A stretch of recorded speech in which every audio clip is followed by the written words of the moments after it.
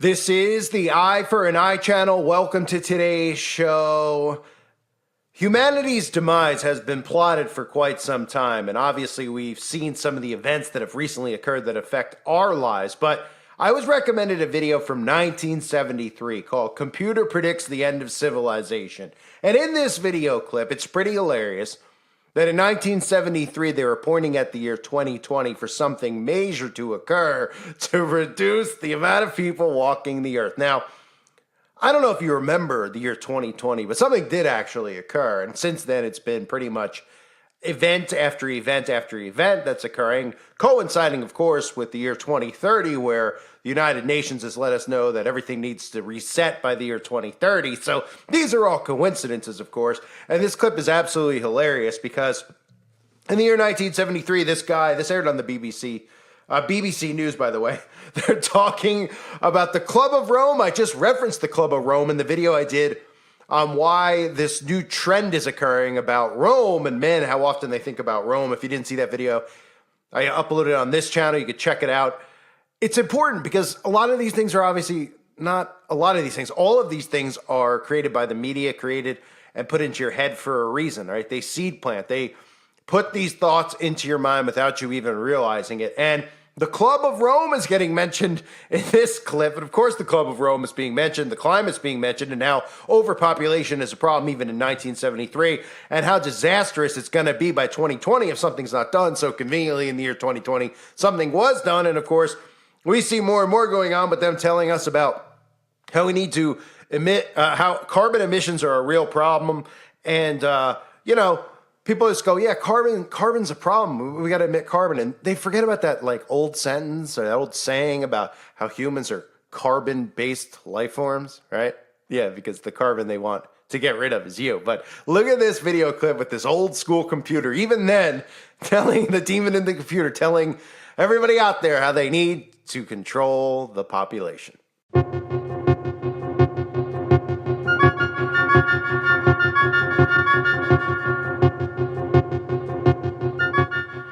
It's not some science fantasy effect from 2001. This electronic display, emanating from Australia's largest computer, is a picture of the condition, past, present and future of planet Earth. The program was originally devised by a scientist working from the Massachusetts Institute of Technology, J. Forrester. It was developed under the auspices of the Club of Rome by an MIT research team to present a complex model of the world and what we humans are doing to it.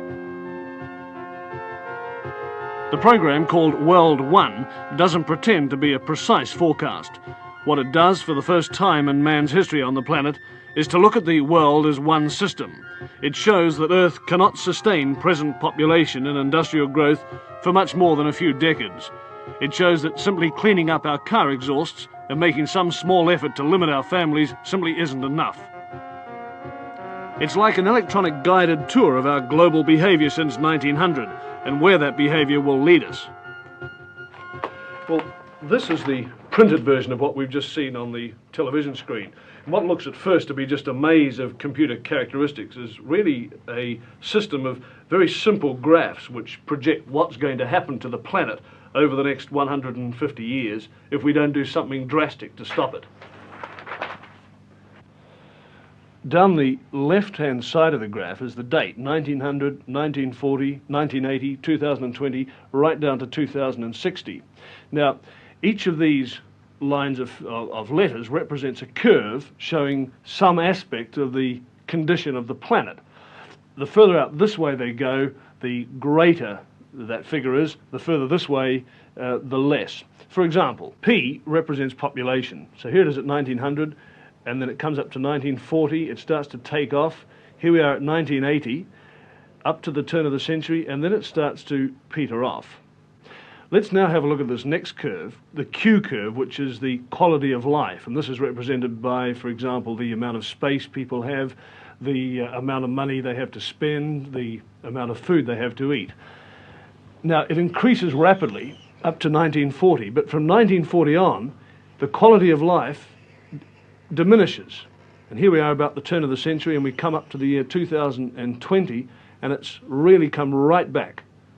More people, of course, means that you start to chew up your supply of natural resources, and this is this curve here, the N curve, and it shows that slowly but steadily the pool of natural wealth in the world, natural resources, minerals, oil and so on, is slowly but steadily diminishing. So this is the situation. As population increases, the quality of life decreases and the supply of natural resources decreases. But have a look at this curve here. This is called the Z curve, and it represents pollution. Now, predictably enough, as the population increases up to 1980, pollution increases. There's more rubbish. But from 1980 to the year 2020, pollution really takes off. This is assuming, of course, that we don't do anything about it. So the year 2020, the condition of the planet starts to become highly critical. And if we don't do anything about it, this is what's going to happen. The quality of life is going to go right back to practically zero. Pollution is going to become so serious, right out here, that it will start to kill people. So the population will diminish. Right back here, less than it was in the year 1900. And at this stage, around about the year 2040, 2050, civilized life as we know it on this planet will cease to exist. Well, hopefully, of course, it won't be allowed to happen. But it's taken this kind of shock treatment to nudge governments into doing something, and slowly we are. We're starting to clean up our atmosphere. We're starting to recycle our rubbish. We're doing something positive about population control. But so far, our efforts have really been just a drop in the ocean. The Club of Rome comprises some 70 men of widely varying backgrounds, but their common concern is that the world problems cannot be solved by individual nations. I spoke with Professor Hugo Tiemann, director of the Battelle Institute, Geneva, Dr. Aurelio Pache, founder of the club, and Dr. Alexander King, director of the World Bank and the United Nations OECD. Dr. King, now you're describing the world as a closed system where all these things are interrelated, and yet the government, the control of the system is by individual nation states. Now, how do you convince them to cooperate? The sovereignty of these nations is no longer as absolute as it was. There's a gradual diminishing, whittling away of sovereignty, little bit by little bit. Especially, of course, in the smaller countries where it's more obvious. But the bigger countries have to do a good deal of this by agreeing to international arrangements for the law of the seas, or for the limits of fishing, or for control of the wavelengths in radio, and 101 other things. But especially in the technological field, I think this is going to be increasingly so because of developments next year. I was at an important meeting in Washington a couple of weeks ago, and Peterson, the former Secretary of Commerce, was saying the same thing from an economic point of view, that the general world economic situation, the interdependence of countries on their food and fuels and so on, is leading to an interdependence which has seeds of draining away of sovereignty within it. So I don't think one can envisage an idealistic of jumping to a world federalism or anything of that sort. But the building up probably in the next decade in a number of particularly sensitive fields like energy, raw materials, the use of the oceans, space and so on, of a number of what people are tending to call regimes, which will not be ordinary United Nations type of organizations, but semi-management organizations. There'll be a great deal of consent in them. Dr. Pache views the European Common Market as an elementary example of the kind of regional cooperative which is going to be necessary. What responsibilities does he see for Australia? Australia, you are in a splendid position. What should we do? You have food, energy, space. You are distant from other centers, so you can, for a longer time, feel rather more independent than interdependent. But things of the world are going so fast that I think that an enlightened leadership in Australia should see down the road that Australia will have to lose some of its on self-decisions in order to acquire something else which may be purely political in very wide sense, or maybe also security. The Club of Rome is reluctant to point the finger at any one nation. Yet clearly nations like the United States, which consumes approximately 60% of the world's resources, will in the club's view have to accept a severe cutback in its voracious appetite. But the club's utterances are cloaked in a velvet democracy, in the hope that their facts will gently persuade. We will ask who is making the decision, and whether the decision makers of today, whether they perceive the problems, what kind of problems, and the interactions of the problems. That's a very pragmatic approach. Has the time come, Dr. King, when we're going to have to say we can no longer entrust our resources and the exploitation of those resources to private enterprise? Has the time come when governments will simply have to take more control? Simple nationalization and things like that wouldn't help at all, because we've got to keep an incentive approach. And many of the good aspects of private enterprise are very necessary here, but not in the old exploitative way where the market forces dominated the whole situation. Dr. Pichai, can you tell me what my lifestyle will be in 100 years' time? What sort of car I'll drive, what sort of house I'll live in, what sort of food I'll be eating? Probably you will have a smaller car. You will use more common transport means. You will work many far less hours. You will have a wider cultural possibilities that today. You will not be so much pressed by immediate needs, because through technology, organization of the markets, the basic needs will be taken care of. And I think that you will love nature and continue then what I think you are doing now to protect our environment, to avoid this man-made world where the creatures of nature, the animals, the plants, the green spaces, the wildernesses are bound to disappear.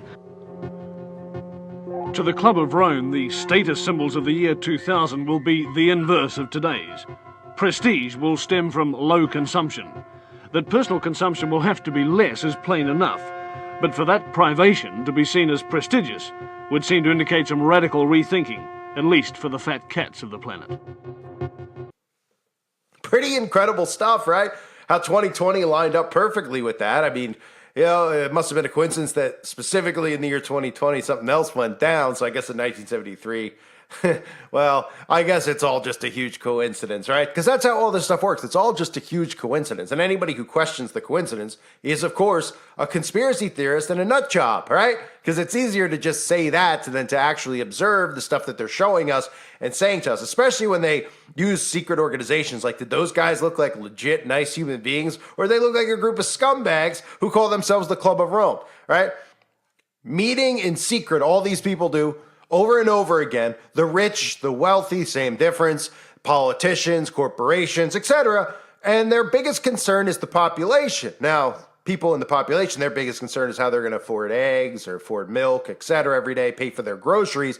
That's a day-to-day problem that people are having. These people, they don't have that problem. You know what their problem is? You and me. And they want to eliminate us, and they tell us flat out because they want to control the population. And then when they talk about the environment and littering and pollution, everybody just seems to think that that's a real world problem that's going on, when the only people causing those problems or any problems are them, with geoengineering, etc., with the climate. But again, the carbon they're trying to reduce is you. You're the carbon they're trying to reduce, but human beings apparently in 2023 are not smart enough to figure that out. So interesting, right? That video, of course, got recommended to me. I got a kick out of it, even just watching him with a marker going through the computer telling us the year 2020. I guess he's got a crystal ball.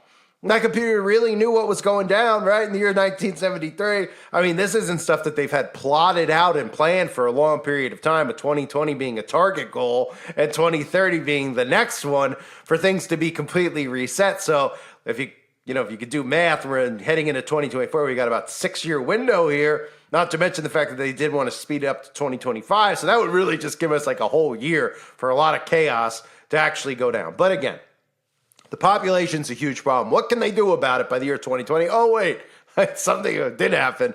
in the year 2020, and it's continuing to happen as we speak. So pretty amazing. These are not computers figuring this stuff out. These are not smart intellectuals figuring it out. These are sick satanic scumbags who aren't figuring it out. They're plotting it out right in front of us, and they get away with it. I thank you for being here, everybody. Hope you're all well. God bless you as always and your families.